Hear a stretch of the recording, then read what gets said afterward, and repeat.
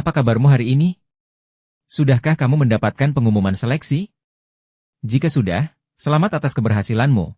Ini adalah buah dari kerja keras dan doa yang selama ini kamu panjatkan. Bagi yang belum mendapatkan kabar atau masih menunggu hasil, mohon tetap bersabar dan jangan pernah kehilangan harapan, karena saya yakin ini adalah bagian dari rencana Tuhan yang indah untuk memberikan kejutan yang lebih besar di waktu yang tepat.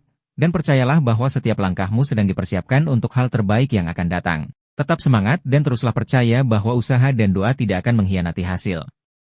Kali ini, saya akan membagikan panduan lengkap tentang cara pengisian daftar riwayat hidup untuk P3K tahun 2024, yang dirancang agar memudahkan Anda dalam memahami setiap langkah yang diperlukan, mulai dari persiapan dokumen hingga pengisian data secara online melalui portal resmi. Langkah pertama, peserta login ke akun SSCASN.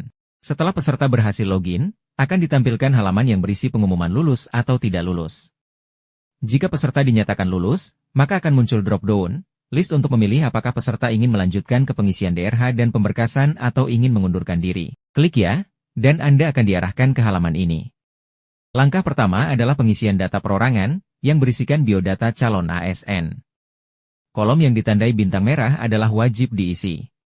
Isikan biodata, alamat dan keterangan lainnya. Pengisian data perorangan harap dilakukan dengan teliti dan hati-hati, karena data yang diisikan adalah data yang digunakan untuk pemberkasan CAS dan tidak dapat diubah setelah Anda mengirim daftar riwayat hidup.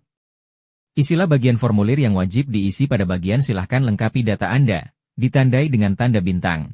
Anda diwajibkan mengisi gelar depan, gelar belakang. Bila Anda tidak memiliki gelar depan, gelar belakang, silahkan isi strip. Gelar hanya berupa singkatan. Contoh, Dokter, Eskom, AMD, tidak perlu dipanjangkan. Alamat domisili adalah alamat tempat tinggal saat ini.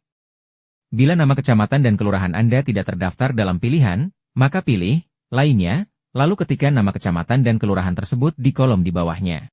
Jika sudah, isilah captcha dan klik tombol selanjutnya. Sebagai catatan, kolom hobi dapat diisi lebih dari satu jenis. Langkah kedua adalah pengisian riwayat pendidikan. Pada kolom ini, peserta dapat mengisikan riwayat pendidikan dan riwayat kursus. Pendidikan yang digunakan saat melamar formasi jabatan telah otomatis muncul tetapi dapat diubah untuk dilengkapi kolom-kolom yang masih kosong.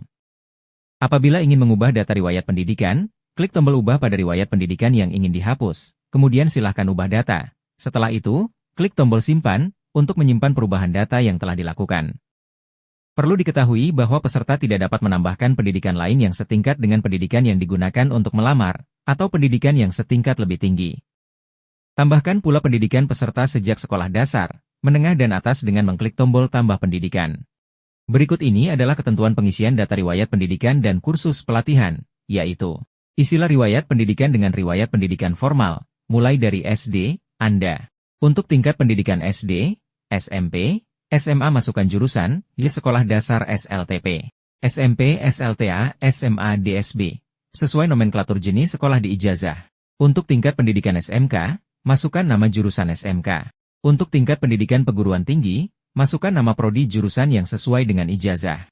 Anda dapat menambahkan mengubah data riwayat pendidikan dan kursus sebelum mengakhiri proses pengisian daftar riwayat hidup.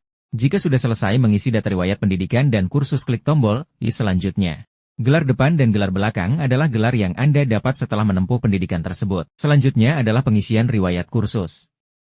Jika peserta pernah mengikuti kursus, silahkan klik tombol tambah kursus. Isikan data-data yang wajib yaitu yang dibintangi merah. Untuk pengisian data tempat, silahkan diisi dengan nama kota atau negara tempat pelaksanaan kursus.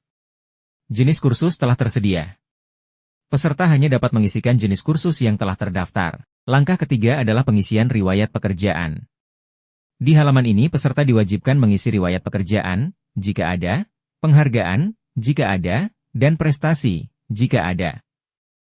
Klik tombol tambah riwayat pekerjaan untuk menambahkan seluruh riwayat pekerjaan yang dimiliki oleh peserta, jika ada, sebelum lulus menjadi calon aparatur sipil negara. Klik pada tombol untuk menambahkan riwayat penghargaan yang dimiliki oleh peserta, jika ada, sebelum lulus dan menjadi calon aparatur sipil negara. Jenis penghargaan sudah disediakan pada kolom yang tersedia, peserta tinggal memilih jenis penghargaan yang telah tersedia. Klik tombol tambah riwayat prestasi untuk menambahkan riwayat prestasi yang dimiliki oleh peserta, jika ada, sebelum lulus menjadi calon aparatur sipil negara. Langkah keempat adalah pengisian riwayat keluarga.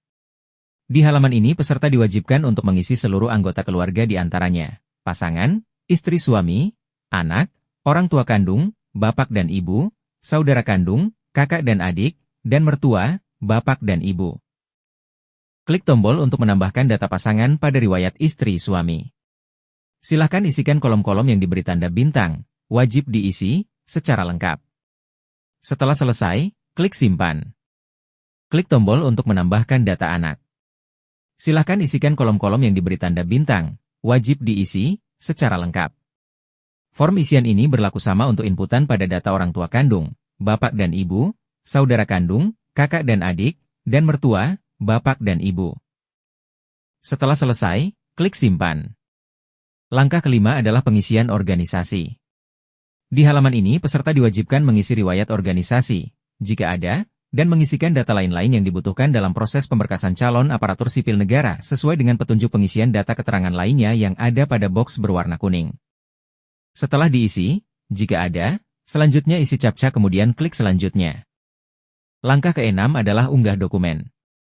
Di halaman ini peserta diwajibkan melakukan 2 kali klik cetak DRH yang telah diisi dengan klik tombol cetak DRH perorangan, dan cetak DRH riwayat, selanjutnya menulis data-data yang diharuskan untuk ditulis tangan di DRH yang telah dicetak tersebut dan menandatangani DRH. Terakhir DRH yang telah ditandatangani wajib diunggah kembali ke SSC-ASN di halaman ini, dan dihimbau untuk membaca dahulu ketentuan unggah dokumen di bawah pada box berwarna kuning. Berikut merupakan contoh cetakan DRH perorangan. Yang ditandai bintang adalah kolom yang harus ditulis tangan oleh peserta setelah DRH dicetak. Diisi dengan huruf kapital, balok, dan menggunakan tinta hitam. Berikut merupakan contoh cetakan DRH riwayat. Hasil cetakan DRH perorangan dan DRH riwayat disecen menjadi satu halaman lalu diunggah di kolom yang sama. Peserta masih dapat melakukan perubahan pengisian data sebelum klik tombol, "Ya akhiri proses pengisian DRH". Tombol, "Ya akhiri proses pengisian DRH", baru dapat diklik jika seluruh unggahan dokumen persyaratan telah lengkap diunggah.